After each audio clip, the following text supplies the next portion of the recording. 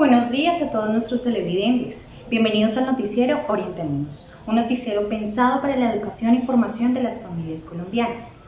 Les cuento que en el día de hoy tenemos diversas noticias relacionadas con los saltos paradigmáticos de la relación de ayuda desde el ámbito de la educación, para lo cual hemos contactado a un selecto grupo de personas que nos va a ayudar a responder algunos interrogantes al respecto. Pero bueno, para no dar más vueltas sobre el asunto, pediremos a Fernando, arzobispo de Bogotá, que nos cuente cómo ha sido el papel de la Iglesia en el proceso de educación de las familias. Agradezco al noticiero Orientémonos por la invitación.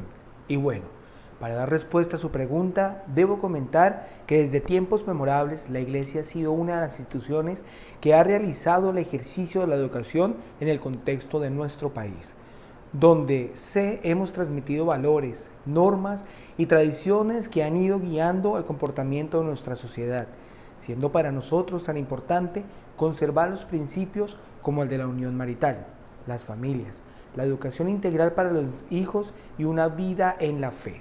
Pero bueno, debo reconocer que ya algunas funciones educativas han empezado a ser distribuidas en otras instituciones formativas como el colegio, las universidades, los institutos, centros de formación cultural, etc.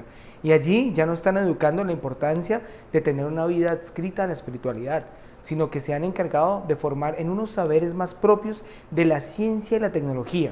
Aunque bueno, también debo reconocer aún hay una alta formación de componentes religiosos. Pero por ejemplo, la Fundación Universitaria Unimonserrate, ¿la conocen?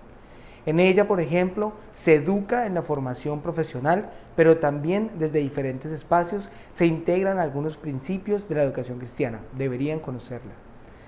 También la Iglesia en Colombia y sobre todo en la educación ha tenido un impacto político en donde la enseñanza de ciertos valores han llevado consigo unas premisas sobre lo social, la familia, el individuo y el progreso que marcan algunas corrientes políticas, liberal o conservador, aunque creo que es un papel activo en la comunidad, donde participa en el ámbito moral, ético y político.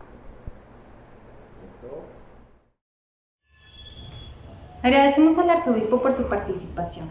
Y bueno, es interesante ver cómo en algún momento la Iglesia tuvo un papel tan importante en el proceso de educación y cómo los cambios económicos y las nuevas tendencias neoliberales han hecho que ese papel se vaya modificando, y aunque actualmente su papel formativo se mantiene, no está tan directamente relacionado con la educación.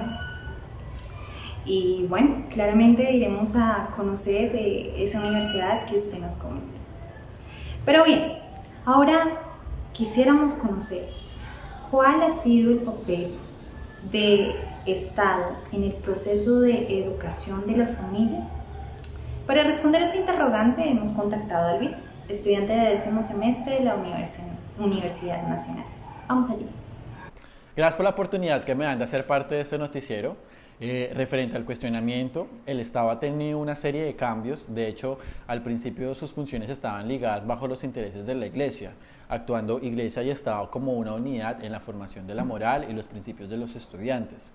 No obstante, bajo los cambios económicos y culturales puestos desde el Renacimiento y el capitalismo, se abrieron algunas brechas entre el Estado con la Iglesia y se ha optado un rol más independiente y validante frente a la formación de estudiantes desde la pedagogía y o la ciencia. El papel actual del Estado en la educación de familias, aunque ha cambiado, se considera aún deficiente en la medida en que sigue buscando el cumplimiento de las expectativas de unas mayorías, volviendo la educación un elemento mercantil y adoctrinante, que aunque ha aceptado algunos cambios, como lo fue la separación de la Iglesia, continúa viendo la educación como un medio de producción y no como un medio de desarrollo humano.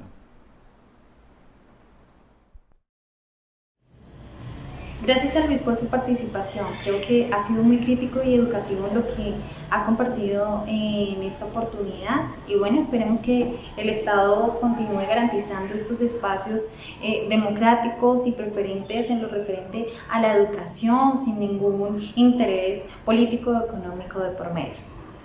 Tenemos una noticia de última hora en la que informan que se está hablando acerca de nuevas miradas en los procesos de educación con las familias. Para esto, Sara, pedimos que por favor nos hables ahora que estamos en vivo y en directo. Claro que sí, me encuentro al frente del Ministerio de Educación y aprovecho para contarles que están surgiendo diversos procesos de educación con las familias. Dentro de estas miradas que han emergido, les contaré 4 de ellas que, estimados televidentes, pongan mucha atención. La primera de ellas tiene que ver con el trabajo en red.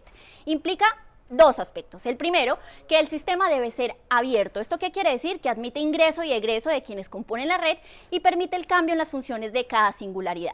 El segundo, se relaciona con la multicentralidad de la red. ¿Esto qué quiere decir? Modifica el paradigma de pirámide en donde todo converge a partir de un centro único. ¿Esto qué implica? Se preguntarán ustedes. Pues bueno, queridos televidentes, que las instituciones educativas se pueden nutrir de los participantes que la integran, de la comunidad, escuchen bien, de las familias, de los vecinos, de las otras instituciones educativas, de las empresas, de las iglesias, de todas estas formas de relacionamiento y de red social. Y en la medida que puedan recibir información de estos elementos, de su red también para aportar y ayudar a construir una comunidad y una sociedad. El segundo está relacionado con los cambios, se refiere a que estos son imposibles de llevar a cabo sin la intervención activa y responsable de todos los agentes involucrados. El tercero tiene que ver con la participación, que incluye la toma de decisiones compartidas entre los actores sociales involucrados. Y acá me permito citar a Elina Davas, quien comenta algunas formas que implican una progresiva participación. ¿Cuáles son? Consulta, elaboración de propuestas, delegación, codecisión, cogestión.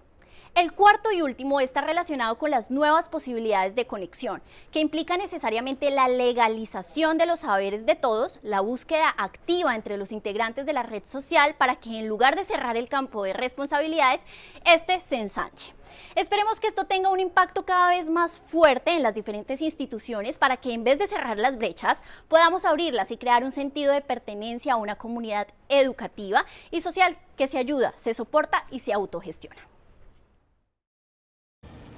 Gracias, Sara, por tu cubrimiento. Estaremos atentos para más noticias novedosas sobre la educación. Por otro lado, en nuestra sección de show de entretenimiento les cuento que Carlos se encuentra en el lugar donde se está desarrollando la Feria del Libro. Allí está Óscar Saldarriaga exponiendo sobre el papel del maestro en la historia. Así que, bueno, Carlos, por favor, dinos cómo se están desarrollando allí las cosas. ¿Cómo es que este historiador concibe el papel del maestro? Vamos allá. Buenos días a todos los televidentes. Quiero contarles que me encuentro afuera de Corferias, donde Óscar Saldarriaga está dictando su conferencia sobre su libro Del oficio de maestro, prácticas y teoría de la pedagogía moderna en Colombia. Y allí nos está contando cómo a lo largo de los años el papel del maestro ha sido de lucha y de posicionamiento fuerte, sobre todo en el proceso de la ruptura de cosmovisiones rígidas y dominantes en la educación, donde se había venido dirigiendo desde ciertos sectores poblacionales como la iglesia y con unos fines que no iban precisamente hacia el desarrollo humano. De igual modo, ha sido un rol activo y crítico frente al proceso de tecnificación de la práctica de la docencia, ya que se ha llegado a un extremo de descalificación hacia los otro tipo de saberes que no son los científicos, y también a la percepción del docente como un operador en la formación de manos de obra para la producción y desarrollo de la economía. Es de ese modo un rol dirigido hacia la búsqueda constante de un estatus en la sociedad. De acuerdo a lo que mencionas, entonces, ¿cuál debe ser el rol del educador y orientador en familia?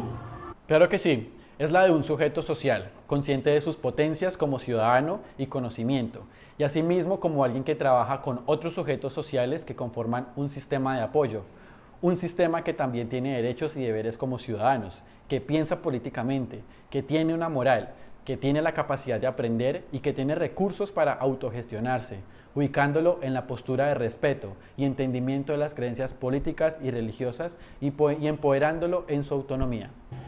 Carlos, me llega un mensaje por el interno en el que me dicen que la doctora Elina Davas se encuentra en esa feria hablando sobre el tema que tiene innovando y revolucionando la educación y tiene que ver con el tema de la alianza familia y escuela.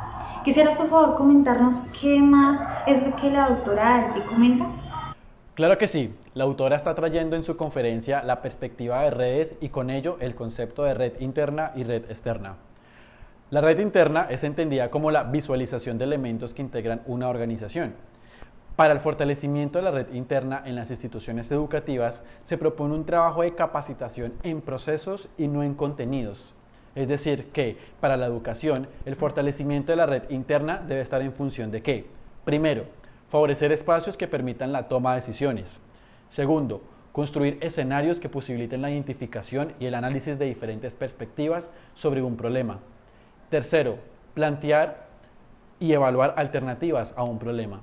Y cuarto, establecer un programa de trabajo que involucre a los diferentes participantes en acciones concretas.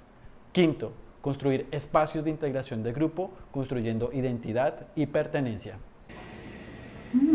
Súper interesante lo que nos compartes. Bueno, y ahora cuéntanos, ¿qué dice ella acerca del concepto de red externa?